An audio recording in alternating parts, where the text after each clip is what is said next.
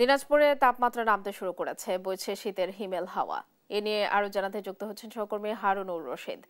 হারুন, শীতের হিমেল হাওয়া কতটা জেঁকে বসেছে আমাদেরকে জানাবেন।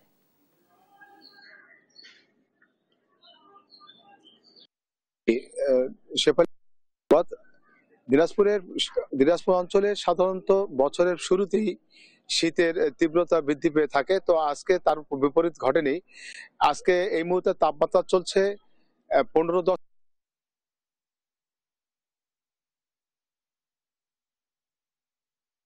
তাপমাত্রা আরো বেশি বৃদ্ধি পাবে, কমতে শুরু করবে, এতে করে শীতের তীব্রতা বৃদ্ধি পাবে।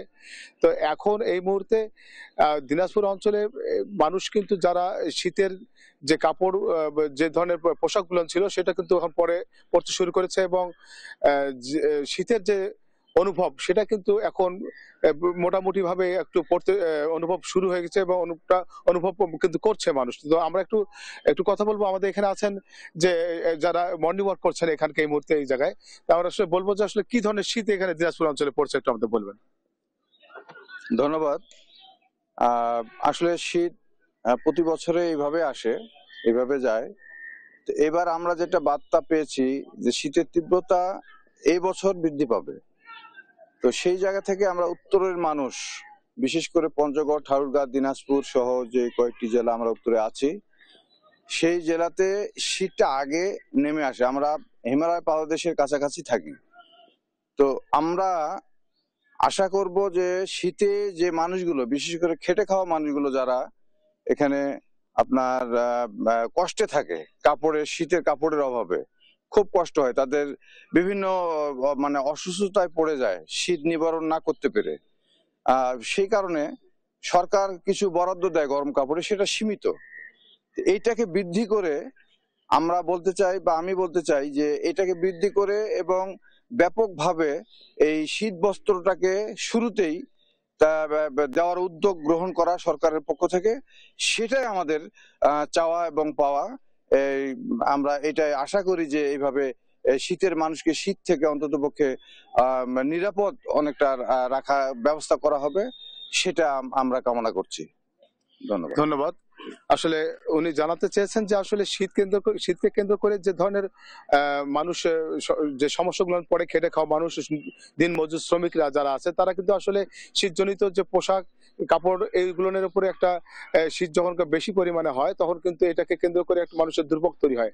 তবে সেই জায়গা থেকে সরকারি যেন উদ্যোগ থাকে, সেই জায়গাগুলো আসলে অনেকে বলছে। তবে আমরা হসপিটালগুলোতে খবর নিয়ে দেখেছি যে শীতজনিত কারণে অনেক ধরনের রোগ এই মুহূর্তে কিন্তু বৃদ্ধি পেয়েছে। বিশেষ করে যাদের অ্যাজমা আছে, যাদের শ্বাসকষ্ট আছে, তারা কিন্তু এই রোগে আক্রান্ত হয়েছে। এতে যারা শিশু এবং বৃদ্ধরা আছে, তারা কিন্তু বেশি পরিমাণে এই আক্রান্তের শিকার হচ্ছে।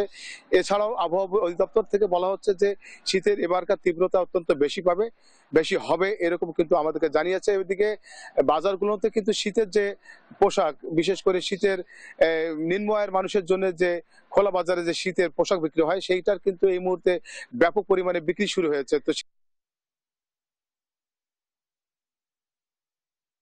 করা যাচ্ছে। তো এই এখানকার যে যারা এই শীতকে বিভিন্ন ভাবে কিন্তু উপভোগ করছে, তাদের মধ্যে একজন আছেন এক খেলোয়াড়, তিনি আসলে এখানে খেলতে আসেন। তো আপনি একটু বলবেন যে আসলে আপনার শীতকে কেন্দ্র করে কি কি ধরনের খেলাধুলা এখানে হচ্ছে? ধন্যবাদ দেশ টিভিকে। শীত, উত্তরাঞ্চল মানেই শীত। এই শীত